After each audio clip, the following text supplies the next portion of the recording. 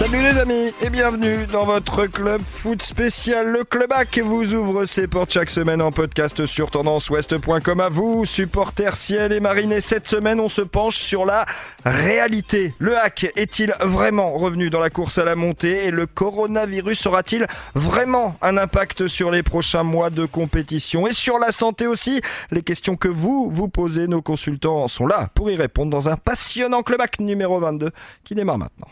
Le Club Foot sur Tendance Ouest.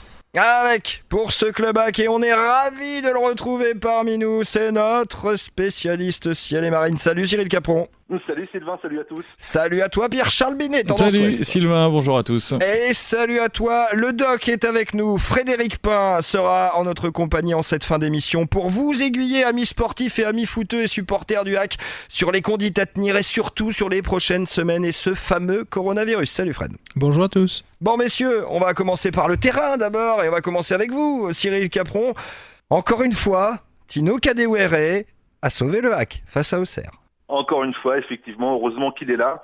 De toute façon, c'est simple, quand Tino est là, le Hack marque, le Hack gagne parfois, souvent. Quand Tino n'est pas là, le Hack ne gagne pas. Après sa blessure face à Lens, Tino Kadewere a manqué 4 matchs, le Hack n'en a pas gagné un seul. Il est revenu à Châteauroux, il a marqué au bout de 3 minutes. Il a été encore décisif face à Auxerre. Il faudra un très grand Tino Kadewere jusqu'à la fin de la saison pour espérer accrocher une place de barragiste. Alors vous l'avez vu, vendredi soir après cette victoire à Vraise, le buteur zimbabwéen, mais comme d'habitude, il est extrêmement modeste à votre micro. Mais moi, je pense que c'est pas ça. Je suis là pour aider l'équipe, donc je suis très content parce qu'on a gagné le dernier match. L'objectif, c'est pour chercher les Ligue 1.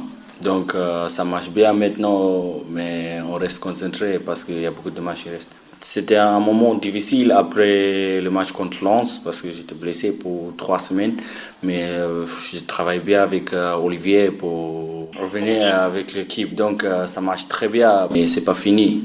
On reste concentré pour travailler bien aussi pour finir la saison bien. Le Club Foot sur Tendance Ouest. Pierre-Charles Binet, on l'évoquait durant toute son absence, on avait noté le gros fléchissement dans les prestations et dans les résultats des Havrais. Cette fois, depuis son retour, on en a la confirmation. Eh bien oui, bien sûr, puisque Le Havre, cette saison, c'est 38 buts marqués. Il y en a déjà 20 pour Tino Kadewere dans une valeur un peu moindre. Il y a Jamal Thiaré qui en a mis 8. Donc forcément, quand ton attaquant qui marque 20 buts sur tes 38 buts est là, c'est beaucoup plus simple de gagner des matchs. Ça gagne des matchs, Cyril Capron, ça regagne peut-être... Allez, j'ai pas envie de dire au meilleur moment parce qu'on le dit très souvent avec le Havre dans une saison, mais celui-là quand même à 10 journées de la fin, il est important ce moment. Il était essentiel et surtout le Hack a gagné sans livrer un grand match, contrairement à ce qu'a pu dire Paul Le Guen dans sa conf d'après-match. Moi, je me suis pas régalé du tout en voyant ce Hack Auxerre. J'ai trouvé que dans l'animation offensive, dans le contenu, le Hack est capable de beaucoup mieux. Mais quand vous avez un joueur de cette trempe-là capable de faire basculer quasiment à lui tout seul une rencontre, je pense que par rapport aussi à ses coéquipiers, ils savent qu'avec Tino sur le terrain, le Hack est capable de marquer un peu à n'importe quel moment. Donc le Hack a été patient, le Hack a été rigoureux défensivement et le Hack a su attendre son heure et prendre les 3 points, je le redis, sans faire dans le génie, loin de là. Et juste une toute petite parenthèse qui me semble importante, mais vous avez vu les progrès que Tino il a fait en français. Ah ben c'est clair, hein. Mais c'est clair, il mettait pas un mot derrière l'autre en début de saison et là il parle vraiment de manière tout à fait correcte. Et pour ne mentir à personne et y compris surtout à nos auditeurs, j'ai fait très peu de montage dans ce qu'il a dit. Et pour moi c'est le signe d'une intégration parfaitement réussie, la volonté du joueur, de l'homme, vraiment de s'impliquer, de s'imprégner, de se fondre dans ce collectif. Tous les joueurs ne se donnent pas cette peine-là. Non, c'est le moins qu'on puisse dire, et il y en a un qui l'a remarqué, c'est Paul Le Guen, on en parle tout de suite. Le Club Foot sur Tendance Ouest. Le coach du Havre qui est passé également à votre micro, Cyril Capron, vendredi soir après la victoire face au Havre. Et justement, tiens, il a commencé par parler de qui ? Évidemment, de Tino Kadewere. Ce qui est remarquable, c'est qu'on sait qu'il va nous quitter dans quelques mois, mais il a toujours un état d'esprit et un comportement exemplaire. Et ça, c'est chapeau, vraiment. Moi, j'ai trouvé que c'était un match intense avec 2 systèmes qui s'affrontaient. On a subi parfois et ce soir, on voulait vraiment pas se faire contrer. Voilà. Ça va être compliqué, mais je suis persuadé qu'on va être meilleur à Lorient que ce soir. On va être plus libéré, on va bien préparer ce match. C'est pas perdu, on peut encore revenir. J'ai ce sentiment-là. Le club foot sur Tendance Ouest. Pierre-Charles Binet, ça fait 2 semaines de suite que le Havre s'impose, ça fait 2 semaines de suite que Paul Le Guen explique qu'il a encore espoir pour le classement général et pour matérialiser cette potentielle 5e place du HAC. Est-ce qu'on y croit encore ou pas du tout ? On peut être en droit d'y croire. Après, sous quel prétexte ? On parle de coronavirus, donc faut faire attention avec le HAC qui reste un patient fragile. Il y a un manque de régularité depuis très longtemps. C'est une pathologie chronique. Je m'en remets au doc, mais ça reste une pathologie chronique pour le Havre depuis plusieurs saisons. Donc il faut faire attention. Mais voilà, s'ils arrivent à rester à hauteur, ils peuvent être dans le bon peloton sur le sprint final. Est-ce que vous y croyez, vous, Cyril Capron ? Ou est-ce que c'est de la com qui nous fait, Paul ? Je ne pense pas. Je pense que le HAC a encore toutes ses chances. Alors, bien sûr, il faudra réaliser 10 derniers matchs tambour battant. Mais prenons l'exemple de Lorient. Il y a un mois, tout le monde voyait Lorient filer tranquillement, gentiment vers la Ligue 1. Les Lorientais, ils ont perdu 4 de leurs 5 derniers matchs. Après la réception du Havre, ils vont affronter Lens et Troyes. Il y aura beaucoup de confrontations directes d'ici la fin de la saison. Donc des équipes vont laisser des plumes, des équipes que l'on n'attend pas forcément à ce niveau-là. Je pense à Ajaccio et à Clermont. Comment vont-ils gérer la dernière ligne droite quand les matchs vont vraiment être sous pression, quand il y aura un enjeu extrêmement fort ? Vont-ils être capables de maintenir la même cadence ? Point d'interrogation. Je me permets d'en douter quelque peu. Et puis c'est vrai... Mais Cyril, je vous arrête quand même. Il y a 6 et 7 points d'écart à combler en 10 journées. Mais oui, mais je me répète, mais Lorient a perdu 4 de ses 5 derniers matchs. Qui dit que Lorient ne va perdre, pas c'est plus facile que gagner quand même, non ? De toute façon, 6 points, c'est l'équivalent effectivement de 2 victoires à rattraper sur 10 matchs. Ça me paraît pas rédhibitoire, sachant aussi que le HAC, sur les dernières saisons, nous a habitués à finir fort. Donc, je dis pourquoi pas. Pourquoi pas aussi, Pierre-Charles Binet, vous êtes d'accord avec ça, vous ? Ouais, pourquoi pas, ça peut le faire, mais il va falloir rester forcément concentré de la part des Havrais et puis gagner en régularité.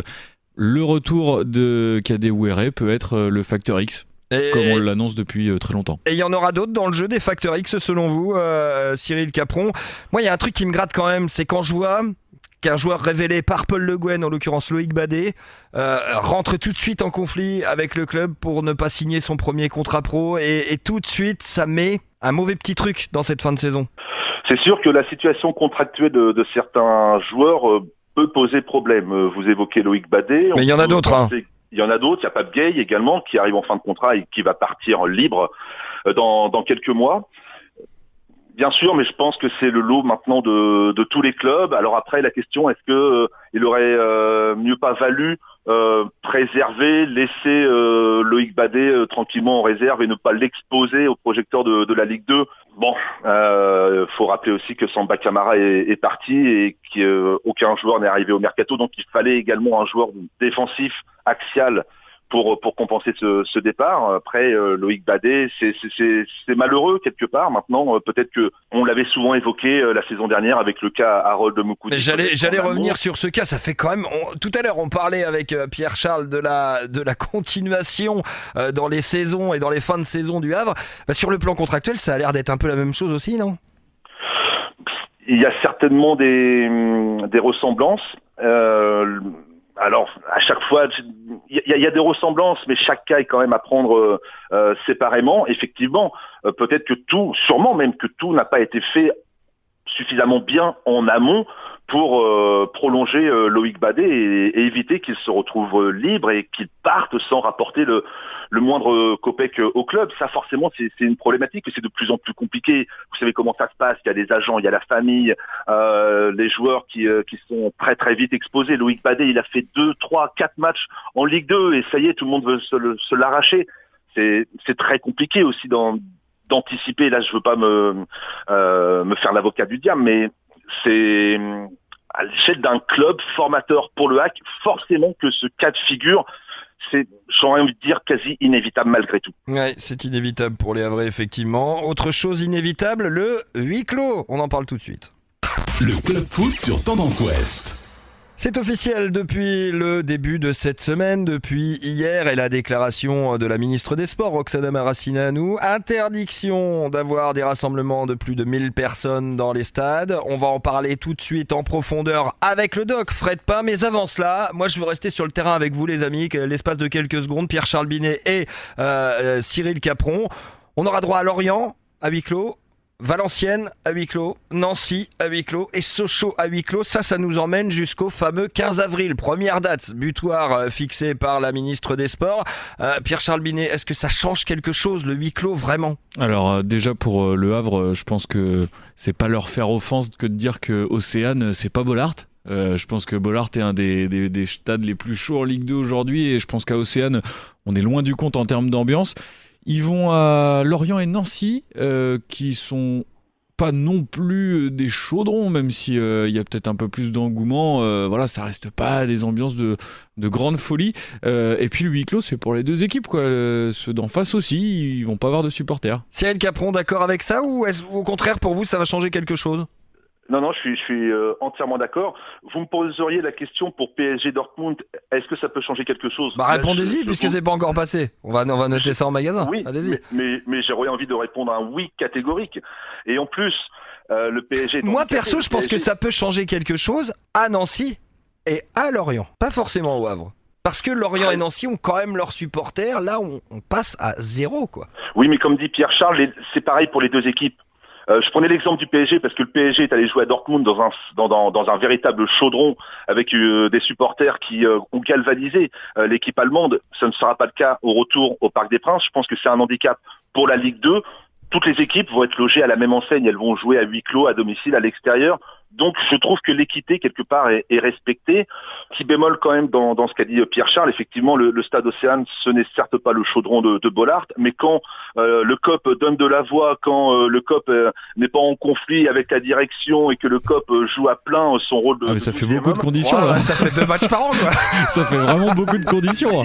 Il y avait une belle ambiance contre Caen, Sylvain. C'est ça, mais c'est exactement ce que je pensais. Un derby, c'est normal. C'est peut-être le contexte qui faisait ça, mais même contre Lens. Alors effectivement, non, mais plus sérieusement, oui, effectivement, mais... ça peut poser un problème à domicile. C'est d'ailleurs pour ça que moi je transposais un peu à Lorient et à Nancy, à eux, que ça pouvait poser problème. Après, pour les matchs du HAC à domicile, quand je vois le nombre de points que le HAC a lâché à la maison, si le HAC en est là aujourd'hui, c'est parce que le HAC n'a pas été performant à la maison, avec ou sans les supporters. Donc le HAC a été battu par Orléans, par Châteauroux, a fait nul contre le Paris FC, contre Niort. Je pense que les points qui manquent, ils sont là.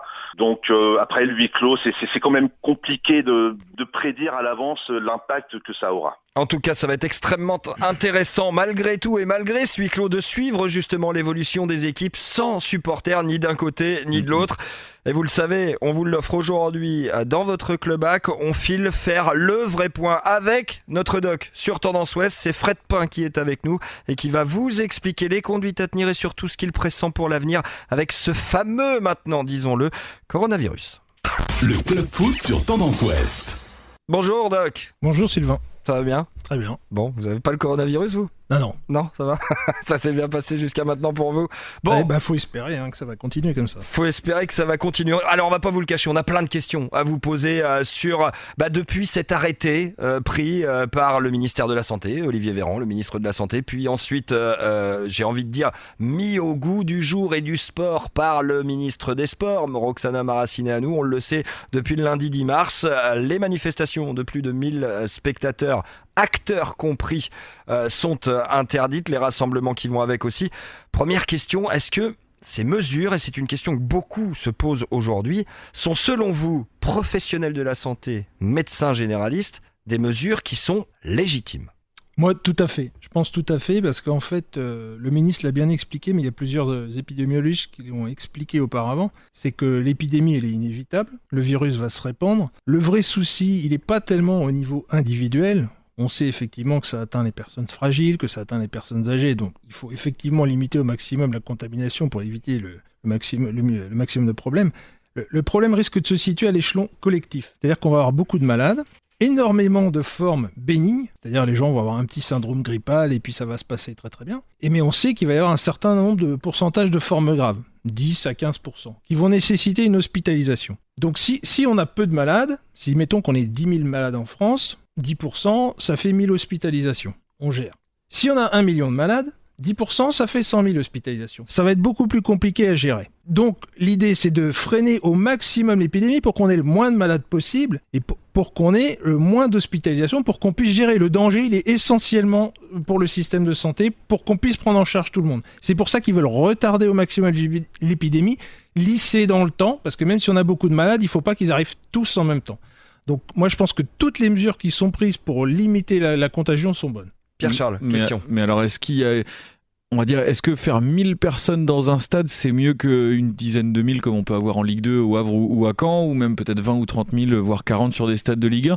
Pourquoi au final ne pas mettre un huis clos complet d'office ? D'où vient ce 1000 ? Est-ce que ça selon vous, change Doc ? quelque chose ou pas ces 1000 personnes ? Moi, je pense que ça change pas grand-chose. De toute façon, les stades, je crois que le problème, il est réglé, c'est huis clos. Ou 1000 personnes. Ou 1000 personnes. Alors, 1000 personnes, ça peut se défendre. Parce qu'en fait, le virus, il saute pas non plus à la figure comme ça. On sait qu'en Italie, il faut une distance, si on reste à 1 mètre, 1 mètre 50, et qu'on prend les mesures habituelles, bien se laver les mains, pas s'embrasser, on sait qu'on va pas être contaminé. Ça protège la distance. Donc, 1000 personnes dans un stade de 20 000, on peut largement espacer les personnes. Après, c'est une organisation un peu particulière, c'est un peu curieux, mais ça peut se tenir de ce fait-là, quoi.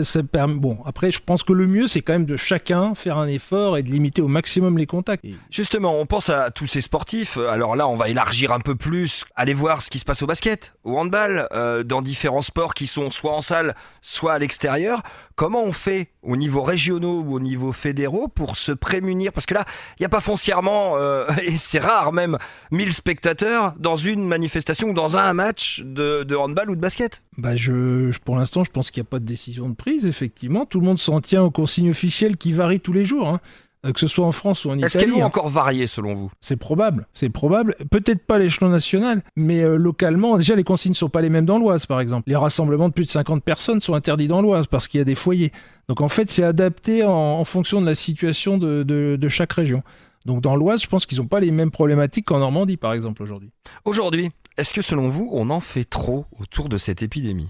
C'est difficile à savoir, c'est un virus qu'on ne connaît pas. On a 2 mois de recul, il y a des bonnes nouvelles qui viennent de Chine, c'est-à-dire qu'ils sont en train de fermer tous les hôpitaux, les contaminations cessent. On dit ça fait 2 mois, c'est très bien. En Chine, il faut quand même mettre un bémol, c'est qu'il y a eu un confinement extrêmement sévère qui n'arrivera pas en France et qui de toute façon, s'il était imposé en France, ne serait pas respecté. Donc c'est aussi pour ça qu'on voit par exemple que le métro, pour le coup, à Paris n'est pas fermé, que des gros centres type Disney sont pas encore fermés, par exemple. Disney, je comprends pas pourquoi. Le métro, ça s'explique parce que le métro, effectivement, ça va paralyser toute l'activité économique, ça met tout le pays à l'arrêt. Et pour ne parler que d'une seule chose, à Paris, si vous supprimez le métro, supprimez les transports, la plupart des soignants ne pourront pas se rendre à leur travail.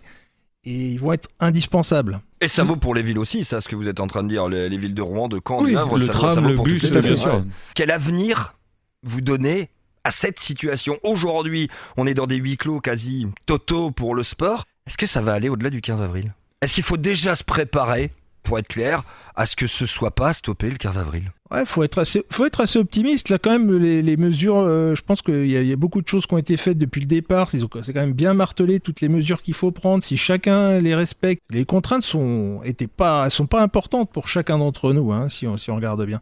Si on respecte ça, on peut quand même espérer qu'on limite la contagion et que l'épidémie est la même cinétique qu'en Chine, que finalement, dans 2 mois, ça se tasse. Bon, 15 avril, on sera peut-être un peu juste, mais on peut penser que fin avril, on va être dans la même situation qu'en Chine, à savoir sur un déclin, donc pourquoi pas. Après, c'est vrai que ce qu'on dit aujourd'hui, ce sera peut-être complètement battu en brèche par ce qui va se passer demain, après-demain. Le fameux stade 3, on en vient à ça, on en entend beaucoup parler, tout le monde en parle, et pas grand monde sait véritablement ce que c'est. Vous le savez ? Le stade 3, clairement, c'est quand on est en phase d'épidémie, et alors pour écouter un peu tout ce qui est infectiologue, épidémiologue, virologue, et médecins, clairement, depuis quelques jours, tous les médecins s'accordent à dire qu'on est déjà en phase 3. Donc d'un point de vue strictement médical, je pense qu'on y est déjà. Politiquement, on semble n'être qu'en phase 2. Ce passage en phase 3, il va être nécessaire selon vous au niveau de la santé publique à un moment ou à un autre ? Ouais, je pense que finalement, c'est pas tellement phase 2, phase 3, c'est qu'en fait, au fur et à mesure, ils vont adapter des mesures qui vont être plus ou moins contraignantes et qu'en fait, peu importe... Je pense pas que ça change grand-chose. En fait, c'est plus les mesures qui vont s'imposer les unes à la suite des autres. Des mesures qui, évidemment, impactent les organisations. Vous le savez tous maintenant, les différentes organisations sont extrêmement barriérées aujourd'hui. Vous l'avez su il y a quelques instants avec Doc Pain, justement, et on va continuer avec vous, cher docteur, que c'est parti pour durer. Pierre-Charles, une autre question peut-être sur un autre domaine. Alors, c'est pas forcément du médical, mais là, moi, je souhaite surtout bon courage.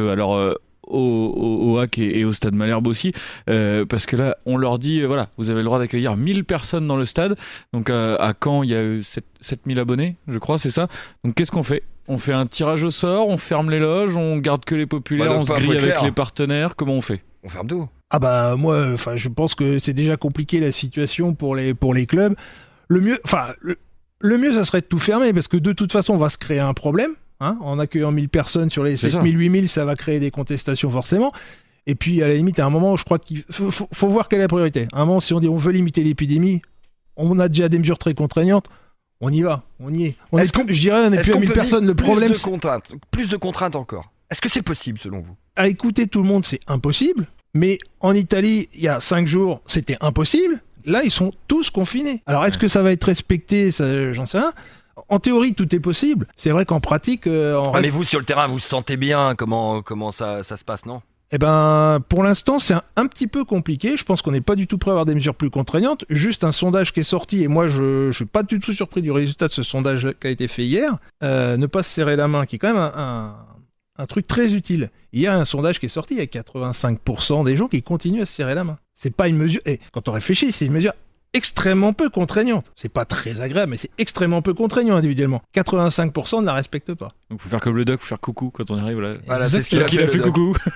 Merci Doc Fred Pain d'être venu avec nous et d'avoir évidemment sensibilisé et expliqué toute la tournure de ces événements santé qui impactent évidemment le sport. Le sport, on va le retrouver bien sûr dans les prochaines semaines. Alors vous l'avez vu, ce sera du huis clos.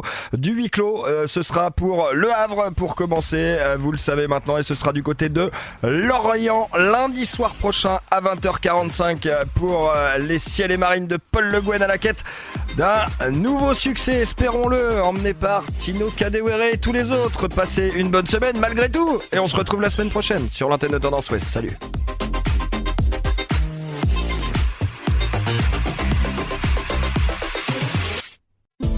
Podcast by Tendance Ouest.